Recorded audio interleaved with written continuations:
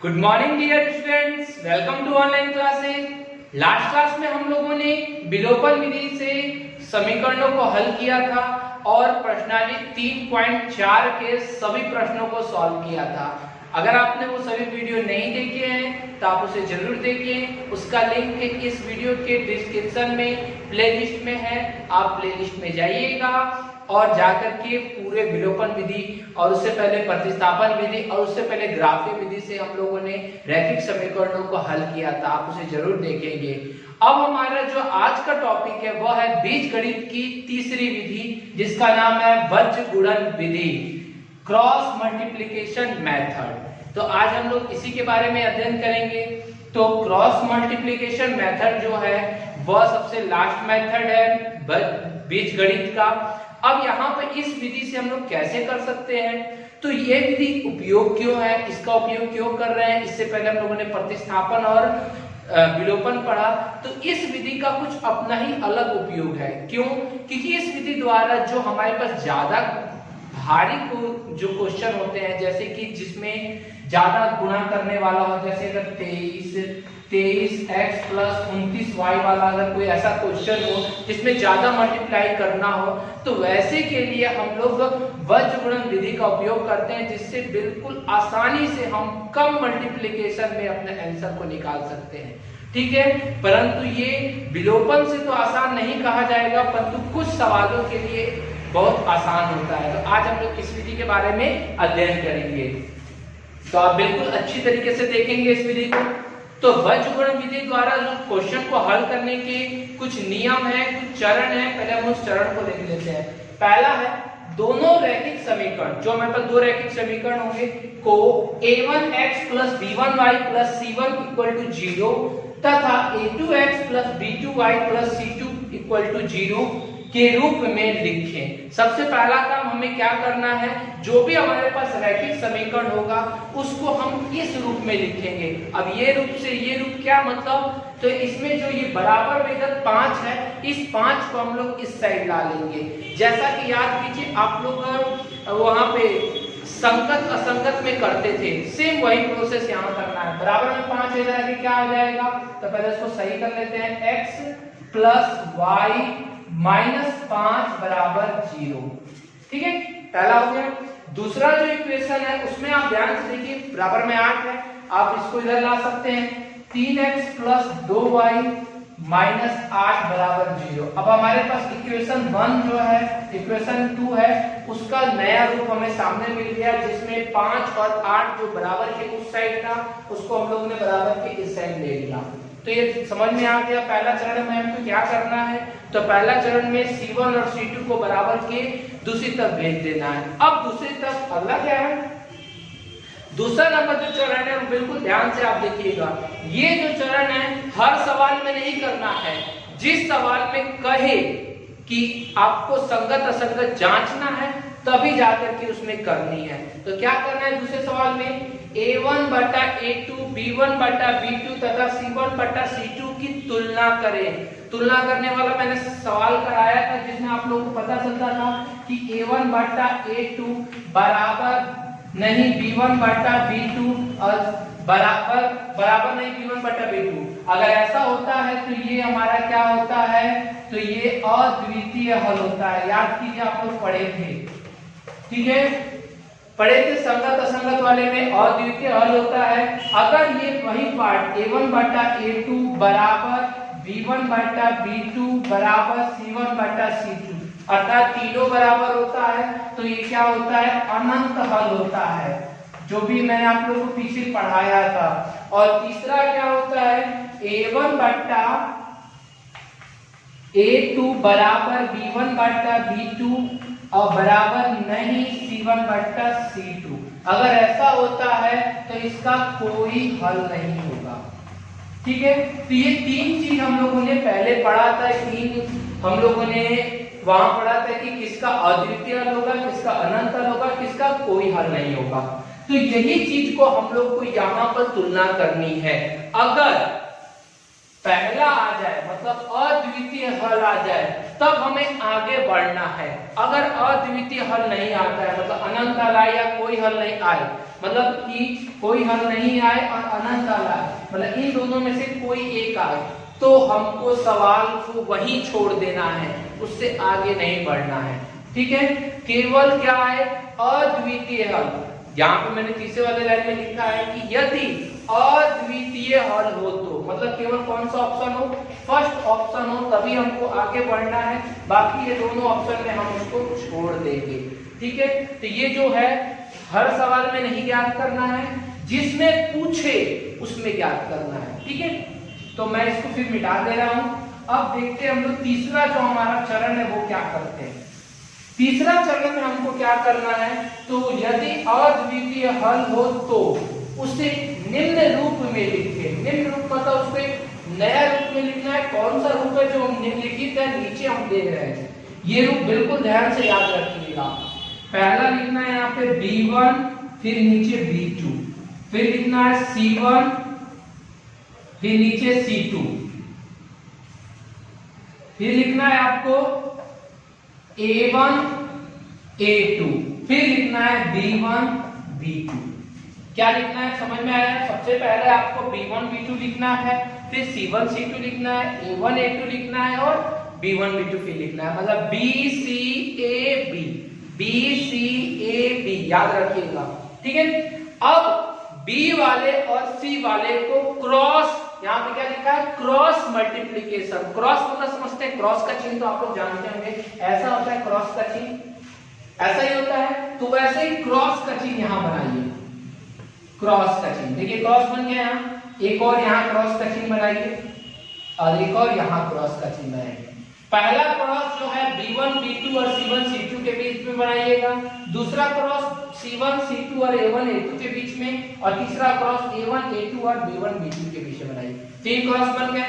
इन तीन क्रॉस में पहला क्रॉस पर X लिख दीजिए, दूसरा क्रॉस पे Y लिख दीजिए और तीसरा क्रॉस पे क्या लिख दीजिए, Y। याद रहे इतना काम करना है। क्या करना है आपको, पहले आपको B C A B के रूप में लिखना है, B1 B2 C1 C2 A1 A2 B1 B2। अब B और C के बीच में X क्रॉस करके C और A के बीच में Y लिख दीजिए और A और B के बीच में 1 लिख दीजिए। ऐसा आपको करना होगा, बस इतना, यही इसका फॉर्मूला है। इतना याद तो सब कुछ आप कर लेंगे। ठीक है, इसके बाद पहला हमारा क्या था, x था, तो x बटा B1 B2 और C1 B1 और C2 ये दोनों आपस में एक दूसरे से जुड़ रहे हैं एक डंडा से, तो हो गया B1 C2, दोनों मल्टीप्लाई हो जाएगा, मल्टीप्लिकेशन है, तो B1 और B2 दोनों मल्टीप्लाई हो गया। अब इसको लिखने के बाद से बीच में माइनस का चिन्ह दीजिए। किसका चिन्ह? याद रखिएगा, बीच में माइनस का चिन्ह। अब इन दोनों को लिखिए, B2 C1, पहला हो गया। दूसरा हमारा क्या हो जाएगा, y बटा C1 A2, फिर सेकंड नंबर इसका, फिर बीच में माइनस, ये वाला इससे पूरा होगा C2 A1 हो गया। दूसरा, फिर तीसरा नंबर ऊपर होगा 1 और पूरे का बटा A1 B2 और A2 B1, माइनस बीच में A2 B1। बस इतना कर लीजिए। यही तीन चरण है जो बीजगणित का सॉल्व करने में काम आता है। अब हम इसे एक सवाल को सॉल्व करते हैं, बिल्कुल ध्यान से आप देखिएगा। तो सबसे पहले हम लोगों ने क्या किया, तो पहले इस रूप में लिख दिया। लिखने के बाद हम क्या करेंगे, A1 A2 B1 B2 और C1 C2 की तुलना करेंगे। चलिए तुलना कीजिए।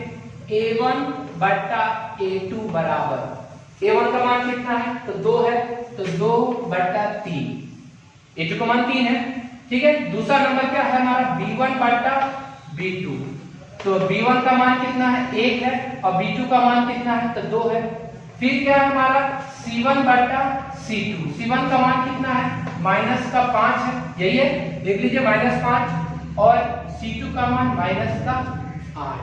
अब तीनों को तुलना कीजिए, तीनों क्या बराबर है, ये इसके बराबर है, ये इसके बराबर है, मतलब तीनों कोई बराबर नहीं है। जब तीनों में से कोई बराबर नहीं है तो क्या होगा, चूंकि A1 बटा A2 बराबर नहीं B1 बटा B2, मतलब A2 तो बराबर नहीं है, तीसरा भी बराबर नहीं है, चलिए मान लेते हैं C1 बटा C2 भी बराबर नहीं है, इसलिए इसका कौन सा हल होगा, अद्वितीय हल होगा। कौन सा हल होगा, अद्वितीय हल होगा। और जब अद्वितीय हल, क्यों अद्वितीय, मैंने बताया था पहला दोनों अगर तटस्थ होगा तो अद्वितीय हल होगा, तो इसका अद्वितीय हल हो गया। जब अद्वितीय हल हो गया तो तीसरा नंबर स्टेप में क्या करना है हमको, यदि अद्वितीय हल हो तो उसे निम्न रूप में लिखे। अब इस रूप में लिखना होगा, चलिए लिखते हैं, बिल्कुल ध्यान से आप याद रखिएगा, फॉर्मूला याद है आपको, तो देखिए तो फॉर्मूला क्या है, पहले B1 B2, तो B1 क्या है भाई, पहले आप लोग को लिखना हो तो यहाँ पे पहले लिख लीजिएगा A1 बराबर, मैंने एक लाइन छोड़ दिया, अगर यहाँ आप लोग एक लाइन लिखना हो तो लिख सकते हैं A1 बराबर 2, A2 बराबर 3, फिर B1 बराबर 1, B2 बराबर 2, C1 बराबर -5 और C2 बराबर -8। ये बात लिख लीजिएगा, हर किसी भी लिख लीजिएगा, बेहतर रहेगा, मैंने छोड़ दिया था, ठीक है। अब इसका अद्वितीय हल हो रहा है तो हमको इस रूप में लिखना है, तो रूप क्या है, तो फॉर्मूला क्या जानते हैं हम, B1 B2 C1 C2 A1 A2 B1 B2 हो गया। B1 B2 इसका क्रॉस, ये क्रॉस, तीनों के बीच में हमने क्रॉस लगा दिया, पहला के ऊपर x, दूसरा के ऊपर y और तीसरा के ऊपर 1। अब इन तीनों को हम यहाँ रखते हैं, ठीक है। तो मैं यहाँ से मिटा रहा हूँ, आप लोग फिर स्किप करके पीछे करके देख लीजिएगा, ठीक है। मैं इसको सवाल को मिटा दे रहा हूँ। तो हम देख रहे हैं B1 का मान कितना है, तो B1 का मान 1 है, तो B1 का मान हमने 1 रख दिया। फिर B2 का मान कितना है, तो B2 का मान 2 है, तो हमने 2 रख दिया। फिर C1 का मान -5, C2 का मान -8, फिर A1 का मान 2, A2 का मान 3, फिर B1 का मान 1, B2 का मान 2। अब क्रॉस मल्टीप्लाई करते हैं, ठीक है, ये इसका है क्रॉस मल्टीप्लाई, इसको इससे, इसको इससे, इसको इससे, इसको इससे, इसको इससे, इसको इससे, इसके ऊपर क्या हो गया x, इसके ऊपर y और इसके ऊपर 1। चलिए रखा जाए, x के बटा 1 में 8 -8 से पहले गुणा करेंगे तो -8 में 1 से गुणा करेंगे तो -8 हो जाएगा। फिर बीच में किसका चिन्ह आएगा, माइनस का चिन्ह आएगा, माइनस का चिन्ह। फिर इन दोनों को गुणा कीजिए, 2 बचे 10 और यहाँ माइनस का है तो माइनस का 10 हो गया। मतलब पहला समझ में आया कैसे हुआ, तो पहले में 1 को -8 से गुणा किया गया, 2 को -5 से गुणा किया गया, बीच में किसका चिन्ह दे दिया, माइनस का। उसी तरह से बराबर देखिए, मैं मिटा दे रहा हूं इसको, ठीक है, इसको मिटा देना, इसका तो काम खत्म हो गया। फिर बराबर देखिए y के बट्टा में क्या होगा, तो -5 में 3 से गुणा करेंगे तो -5 किया 15, माइनस का 15, और 2 में 8 से करेंगे तो बीच में पहले किसका चिन्ह, माइनस का चिन्ह, -8 में 2 से करेंगे तो माइनस का 16 हो गया। और तीसरा नंबर हमारा क्या होगा, 1 बट्टा 2 दूना 4, फिर बीच में -3 एकम 3, कोई दिक्कत नहीं है, तीनों हो गया।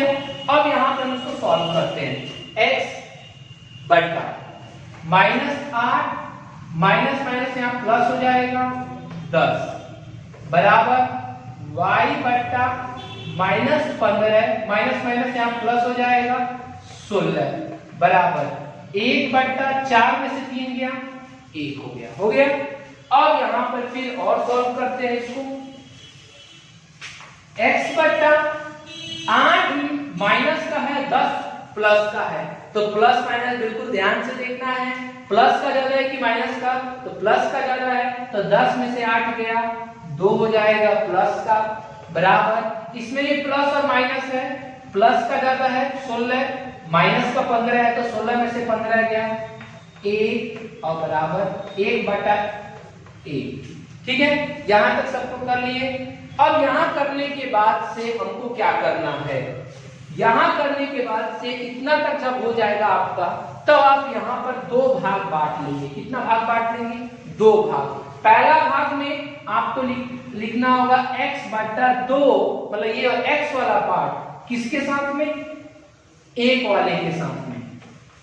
और दूसरे भाग में आपको y वाले का पार्ट आपको y1 के पार्ट भाग साथ में लिखना है। मतलब x वाला 1 के साथ में पहले लिखेंगे, दूसरा y वाला फिर 1 के साथ लिखेंगे। ऐसा ही करना है। क्रॉस मल्टीप्लाई कीजिए, x में 1 से x से कम x, 2 में 1 कम 2, क्रॉस मल्टीप्लाई हो गया। यहाँ पे भी क्रॉस मल्टीप्लाई कीजिए, y में 1 से y कम y और 1 में 1 कम 1, तो x बराबर कितना आ गया? 2 और y बराबर कितना आ गया? 1। यही इसका प्रोसेस है। अतः लिख दीजिए, अतः x बराबर 2 और y बराबर 1। तो इस प्रकार से हम लोगों ने यहाँ पर वज्रगुणन विधि से एक प्रश्न को सॉल्व किया। ठीक है, अब एक और प्रश्न देखते हैं, उसको सॉल्व करके देखते हैं, तब हम लोग 2-3 होमवर्क हम लोग घर से बना करके देखेंगे। ठीक है, तो पहले आप उसको अच्छी तरीके से उतार लीजिए, इस वज्रगुणन विधि का हल करने की विधि को उतार लीजिए। ये फॉर्मूला वज्रगुणन का ये फॉर्मूला है, समझिए ये फॉर्मूला है। ये क्या है? वज्रगुणन का फॉर्मूला है। तो आप इसको उतार लीजिएगा ये फॉर्मूला को, और 1-2 बार देखिएगा तो आपको याद हो जाएगा। वैसे सवाल आप बनाइएगा तो अपने आप बनने लगेगा। ठीक है, तो इसको उतार लीजिए, तब हम आगे देखते हैं। चलिए स्टूडेंट्स, अब एक और प्रश्न को देखते हैं। ये हमारा वज्रगुणन विधि से दूसरा क्वेश्चन रहेगा, इसको सॉल्व करके देखते हैं। तो इसमें सवाल जो दे रखा है वो आपके किताब का सवाल है। मैं एक बार सवाल को पढ़ दे रहा हूं। क्वेश्चन दे रखा है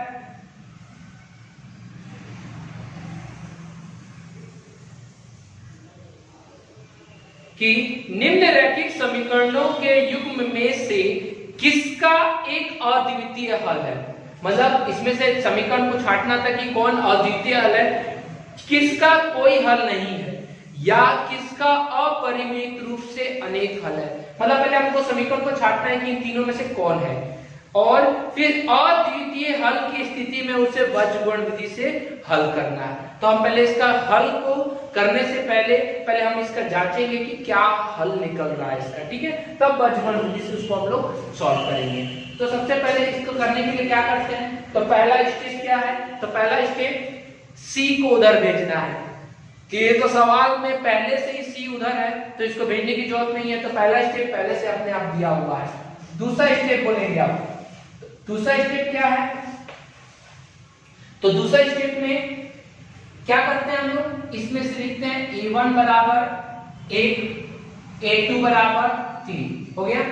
फिर b1 बराबर कॉमा लेके b1 बराबर -3, b2 बराबर -9, फिर c1 बराबर -3 और c2 बराबर -2 लिख दिया। अब इसको हम सॉल्व करते हैं। a1 बटा a2 बराबर 1/3 हो जाएगा, 1/3। दूसरा b1 बटा b2, इसी क्या लिखते हैं, चलिए b1 बटा b2 बराबर -3/9, -9 मतलब माइनस से माइनस कर दिया, 3 एकम 3, 3 3 का 9, मतलब 1 बटा कितना हो गया 3। और तीसरा हमारा क्या हो गया, c1 बटा c2 बराबर -3/-2, माइनस से माइनस कर दिया, मतलब 3/2। मतलब हम देख रहे हैं इसका मान 1/3 है, इसका मान 1/3 है, मतलब दोनों बराबर है, परंतु तीसरा बराबर नहीं है। अतः मतलब क्या हुआ, चूंकि a1 बटा a2 बराबर b1 बटा b2, ये दोनों बराबर है, परंतु इसका बराबर क्या नहीं है, c1 बटा c2 इसके बराबर नहीं है। जब ऐसी स्थिति आती है तो यहाँ पर हम जानते हैं कौन सी स्थिति है, तो इसमें कोई हल नहीं होगा, तो इसका यहाँ लिख देंगे।